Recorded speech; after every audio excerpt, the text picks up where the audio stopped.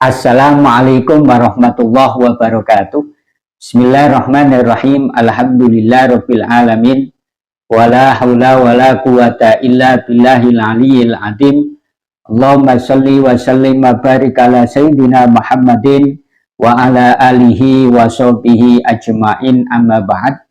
Para sahabat semuanya dimanapun Anda berada, mudah-mudahan kita semua selalu diberi kesehatan oleh Allah Subhanahu wa Ta'ala. Amin. Para sahabat semuanya, pada kesempatan kali ini saya akan mereview buku karya dari Kyai Haji Imaduddin Usman Al-Bantani.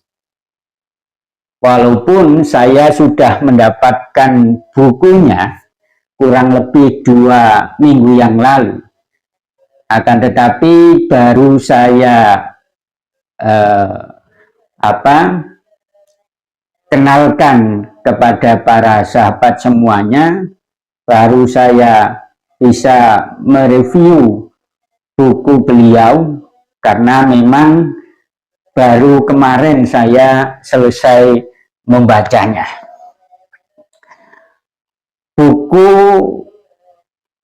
karya dari Kyai Haji Imaduddin Usman Al-Bantani yang berjudul Ulama Nusantara Menggugat Nasab Palsu, jawaban Kyai Haji Imaduddin Usman Al-Bantani terhadap buku Hanif Al-Athos dan kawan-kawan.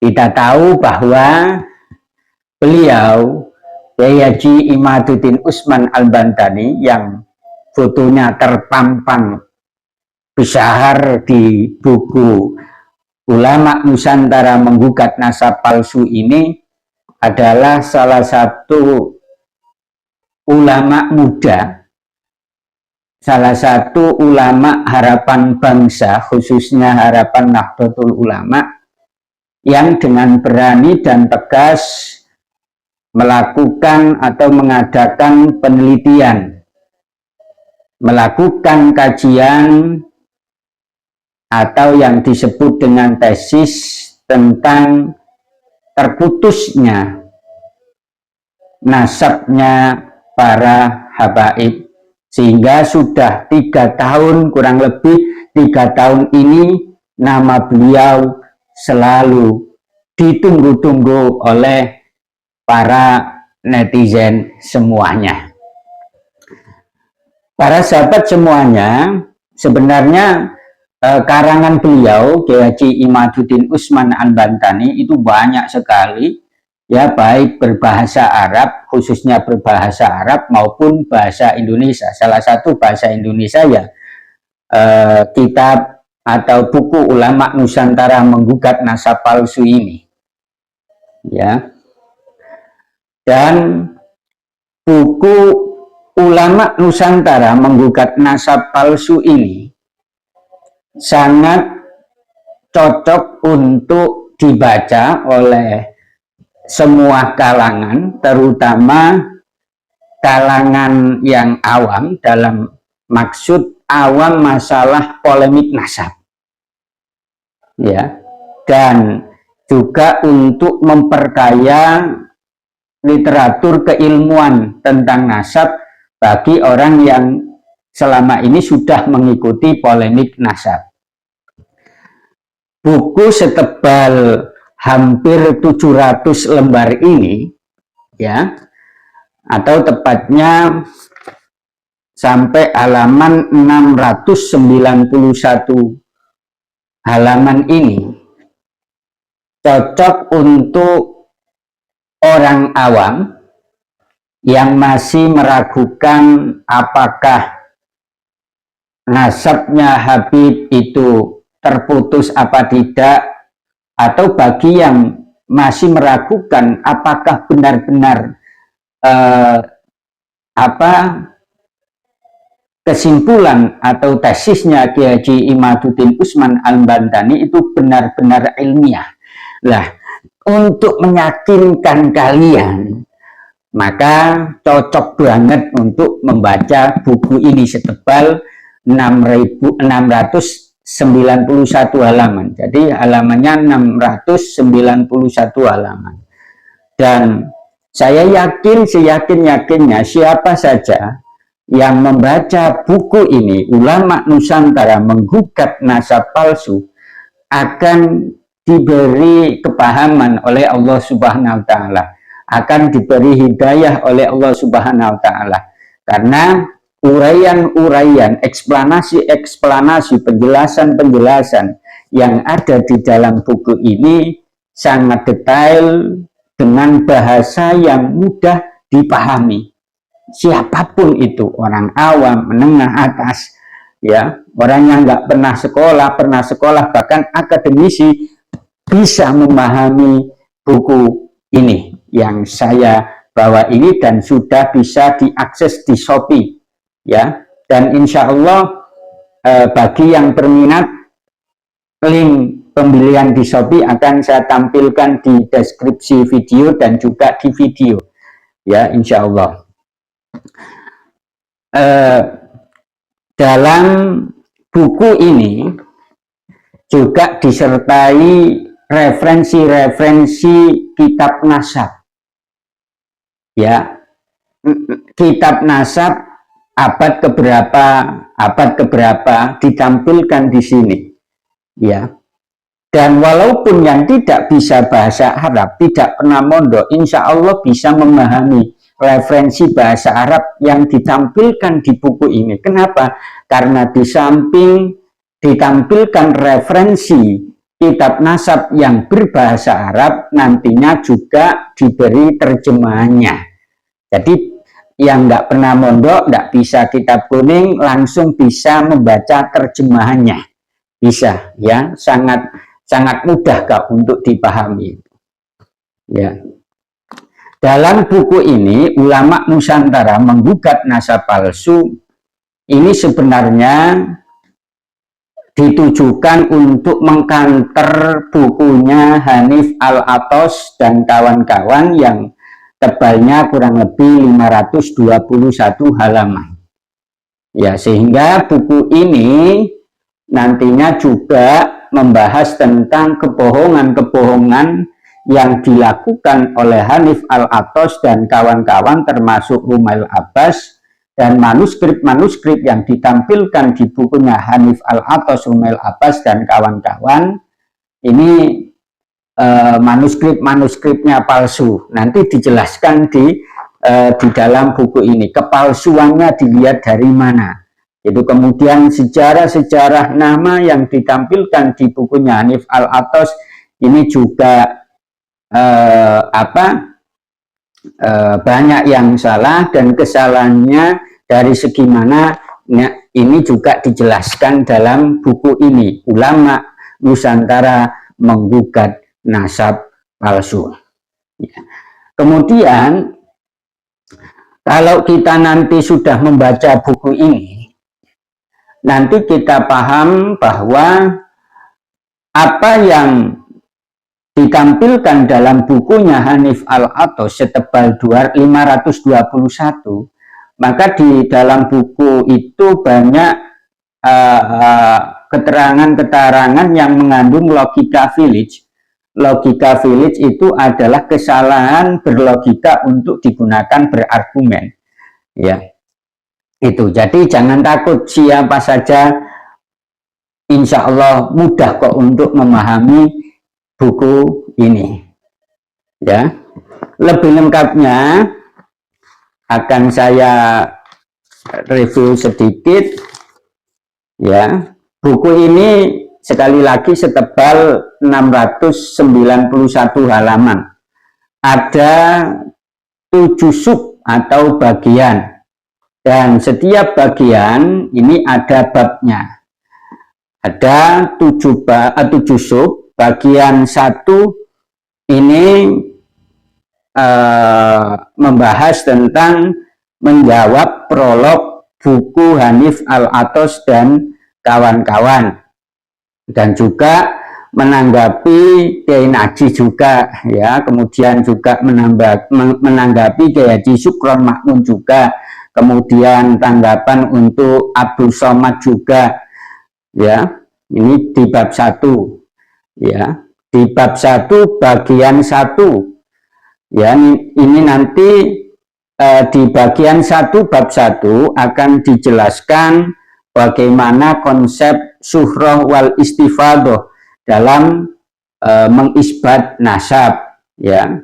Ini akan dijelaskan di sub 1 bagian 1 bab 1 ya. Kemudian dalam sub 1 atau bagian 1 dalam bab 1 ini juga dijelaskan tentang kitab-kitab apa saja yang menyebutkan Ba'alwi ya, termasuk salah satu kitabnya Ali Asyakron abad ke-9 nanti juga akan dijelaskan di sini. Kemudian di bab 2 di bagian 1 ini mengulas tentang menjawab tujuan Hanif dan kawan-kawan terhadap tesis Kiai Haji Imaduddin Usman Al-Bantani.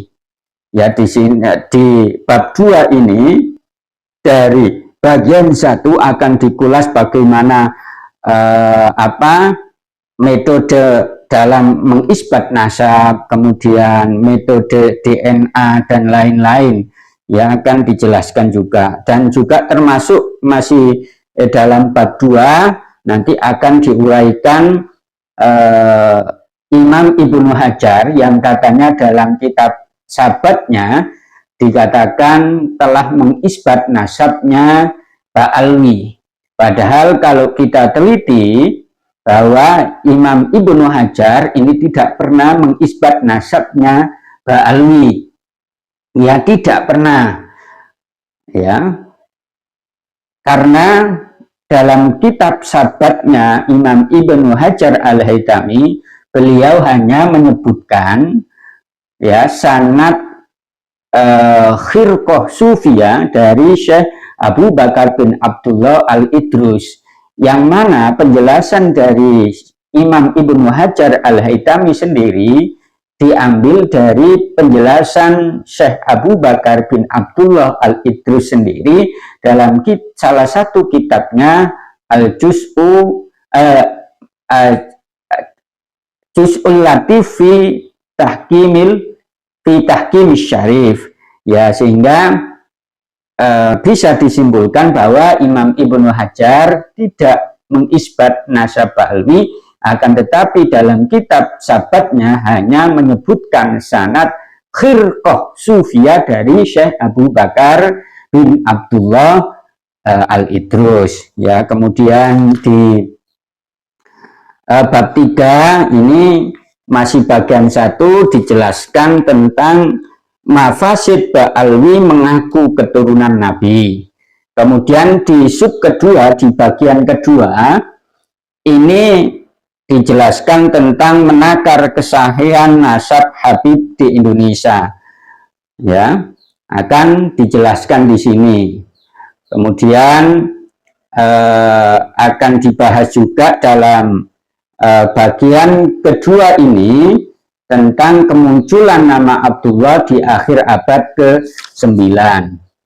Kemudian di bagian ketiga ya, bagian ketiga ini dalam bab 1 akan membahas tentang historis kedatangan Habib di Indonesia. Jadi Habib di Indonesia itu mulai marak itu tahun berapa dan sebabnya apa dijelaskan di sini juga. Kemudian bab kedua dari sub ketiga dijelaskan tentang metode menetapkan nasab. Kemudian bab ketiga mengkonfirmasi Alawi bin Ubaidillah. Ini dalil-dalilnya mana? Ya, disebutkan nanti. Kemudian di bab keempat dari sub ketiga akan dijelaskan tentang tanggapan atas sanggahan-sanggahan, termasuk tanggapan terhadap surat Robitoh Alawiyah, kemudian tanggapan terhadap Rizik Syihab. Kemudian dijelaskan tentang Ibnu Hajar Al-Haytami juga ya, mengenai tentang masalah Ba'alwi ya. Kemudian di bagian keempat ini membongkar skandal ilmiah nasab dan genealogi Ba'alwi, termasuk di dalamnya nanti akan dijelaskan tentang apakah Ahmad bin Isa ini pernah hijrah ke Hadramaut. Ini nanti juga dijelaskan di dalam buku ini. Tentu penjelasan-penjelasan beliau di dalam buku ini tidak hanya asal, akan tetapi juga dikuatkan dengan referensi-referensi kitab nasab. Kemudian di bagian keempat ini juga akan dijelaskan nama Ubaidillah dan nama-nama fiktif yang lain dari keluarga Ba'alwi. Kemudian bagian kelima ini menjelaskan tentang metode menetapkan nasab menurut kitab Rosail fi Ilmil Ansab, studi kasus nasab Ba'alwi. Ya, ini akan dijelaskan di sini, dan juga dalam bagian kelima ini juga dijelaskan secara detail bagaimana hukum tes DNA untuk memverifikasi keturunan Nabi. Ya. Kemudian bagian keenam akan dijelaskan literatur kitab nasab mulai abad ke-7 sampai ke-13 Hijriah yang menunjukkan atau sebagai bukti batalnya nasab Ba'alwi. Kemudian bagian ke-7 ini juga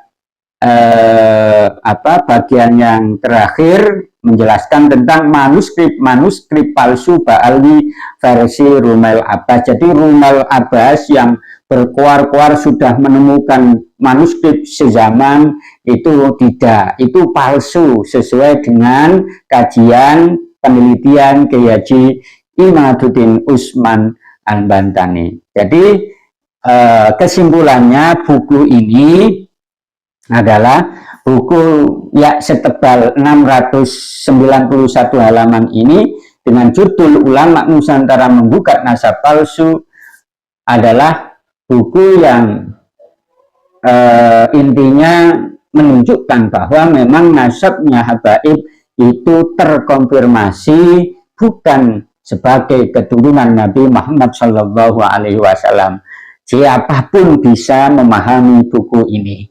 Ya, untuk lebih jelasnya, kalau minat para sahabat semuanya, ya bisa langsung klik link Shopee yang saya terakan di deskripsi video atau langsung yang ada di video saya nanti. Pilih saja, ya. Jadi saya bukan bisnis, enggak. Saya hanya mensiarkan buku demi kebaikan umat Islam, demi kebaikan bangsa dan negara. Salam satu jiwa, salam persaudaraan. Assalamualaikum warahmatullahi wabarakatuh.